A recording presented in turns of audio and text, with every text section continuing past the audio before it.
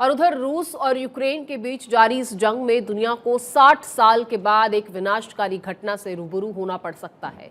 पिछले दिनों जब रूसी राष्ट्रपति व्लादिमीर पुतिन ने परमाणु हमले का जिक्र छेड़ा तो दुनिया की सांसें तेज हो गई थी और इस जंग में अब परमाणु युद्ध का खतरा और भी ज्यादा मंडराने लगा है।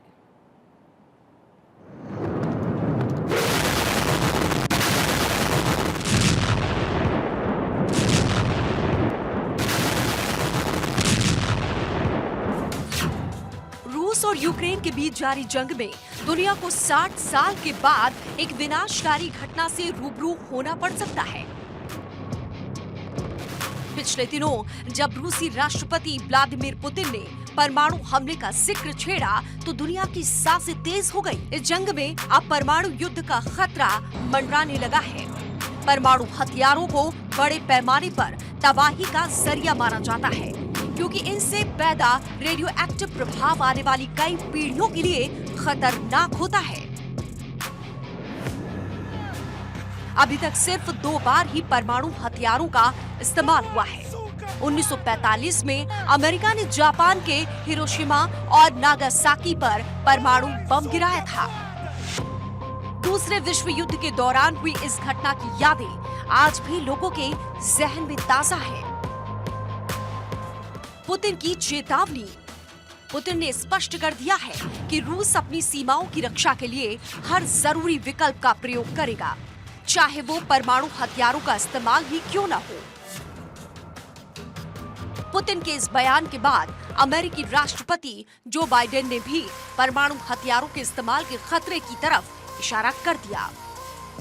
बाइडेन की माने तो पुतिन मजाक नहीं कर रहे हैं। पुतिन ने कहा था कि द्वितीय विश्व युद्ध के वक्त अमेरिका ने ही परमाणु हमले की मिसाइल दुनिया के सामने पेश की थी। दूसरी तरफ विदेश मामलों के जानकारों का कहना है कि पुतिन ने अपने इस बयान से परमाणु हथियारों को तैनात करने की मंशा जाहिर कर दी है। उनका कहना है कि इस बयान को उन देशों के लिए एक चेतावनी की तरह देखना चाहिए जो यूक्रेन की जंग में अपनी हिस्सेदारी को बढ़ाते जा रहे हैं।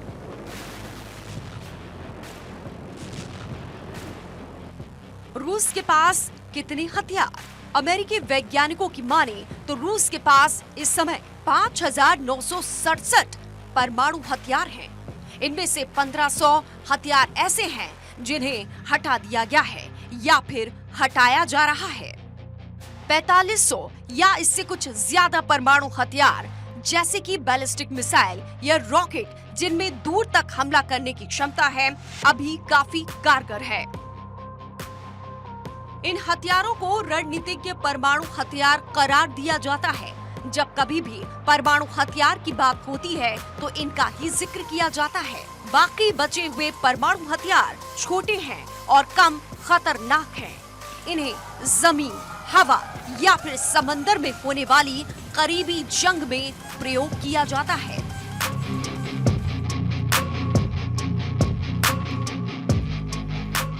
एनपीटी पर रूस ने किया साइन। आपको बता दें कि 9 ऐसे देश हैं जिनके पास परमाणु हथियार हैं। इन देशों में चीन, फ्रांस, भारत, इजराइल, उत्तर कोरिया, पाकिस्तान, रूस, अमेरिका और यूके शामिल हैं। हालांकि इजराइल अपने पास परमाणु हथियार होने से इनकार करता आया है।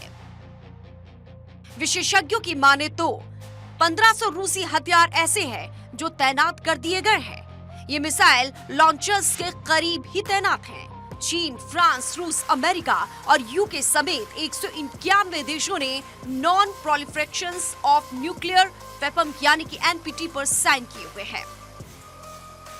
इस समझौते के तहत इन देशों को अपने पास मौजूद परमाणु हथियारों के जखीरे में कमी करनी होगी और इन हथियारों को पूरी तरह से खत्म करना होगा। लेकिन भारत, इजराइल और पाकिस्तान ने एनपीटी पर साइन नहीं किया है। उधर उत्तर कोरिया ने साल 2003 में इससे अपना नाम वापस ले लिया था। इजराइल इन 9 देशों में अकेला ऐसा देश है जिसने परमाणु हथियारों के बावजूद कभी सार्वजनिक तौर पर इसे स्वीकार नहीं किया।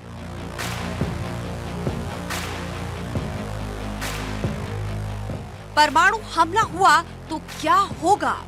पुतिन अगर यूक्रेन पर परमाणु हमला करते हैं तो इसके विनाशकारी परिणाम होंगे।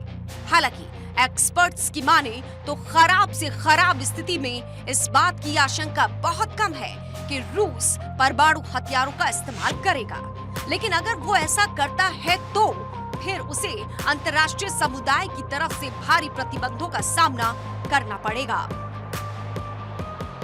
वैसे पुतिन खुद भी परमाणु हमले के प्रयोग से बचना चाहेंगे, क्योंकि पुतिन परमाणु हथियारों के इस्तेमाल के बाद होने वाली विनाश से अनजान नहीं है। हिरोशिमा पर जब अमेरिका ने परमाणु बम गिराया था तो महज 15 किलोटन की परमाणु ऊर्जा ने 1,46,000 लोगों की जान ले ली थी। वहीं आधुनिक दौर के परमाणु हथियारों के पास 1,000 किलोटन की ताकत है, जो भयंकर तबाही फैला सकते हैं। Bureau report, Bharat 24। रूस की शान कहे जाने वाले क्रीमिया के ब्रिज पर हमले के बाद राष्ट्रपति व्लादिमीर पुतिन ने यूक्रेन युद्ध की कमान एक अहम सैन्य अधिकारी को सौंप दी है। पुतिन ने अब जनरल सर्गेई सुरोविकिन को यूक्रेन युद्ध का कमांडर बना दिया है और पुल पर हमले के कुछ ही घंटों बाद ही लिए गए इस फैसले ने युद्ध को लेकर रूस की रणनीति को एक अहम संकेत दिया है और पूरी दुनिया में संकेत जा चुके हैं।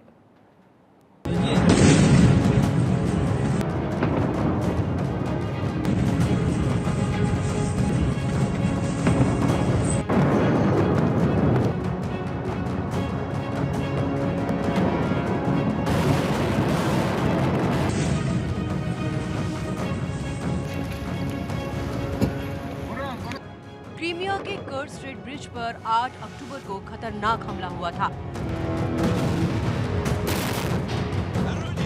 जिस समय यह हादसा हुआ था तब पुल से कार्गो ट्रेन गुजर रही थी। ट्रेन पर बमबारी से उठ रही आग की लपटों ने इस जंग को और भड़का दिया। रूस ने ब्रिज पर हमले को आतंकी हमला बताया था।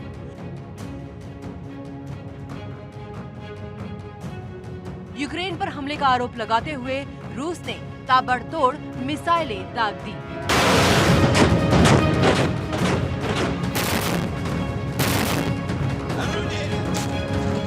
हमले के बाद यूक्रेन पर जिस तरह से बम बरस रहे हैं, उसके पीछे जनरल सर्गेई सुरोविकिन का दिमाग माना जा रहा है।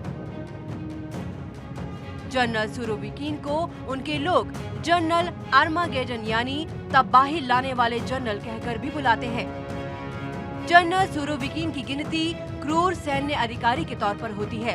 अफगानिस्तान, चेचन्या, तजाकिस्तान और सीरिया के साथ जंग में उनकी क्रूरता और बर्बरता दुनिया देख चुकी है।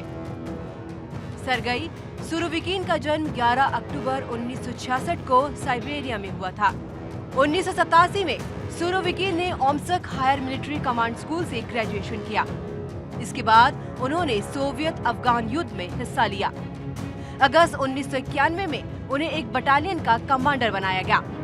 1991 के अगस्त में ही जब सोवियत संघ में तख्ता पलट की कोशिश हुई, तब उन्होंने अपनी बटालियन को लोकतंत्र समर्थक प्रदर्शनकारियों को कुचलने का आदेश दिया। इस कार्रवाई में 3 प्रदर्शनकारियों की मौत हो गई थी। इसके लिए सुरोविकिन 7 महीने तक जेल में भी रहे। बाद में तब के राष्ट्रपति बोरिस के आदेश पर उनकी रिहाई हुई थी। रूस के राष्ट्रपति व्लादिमीर पुतिन ने यूक्रेन युद्ध की कमान जनरल सर्गेई सुरोविकिन को सौंप दी है। Bureau report, Bharat 24।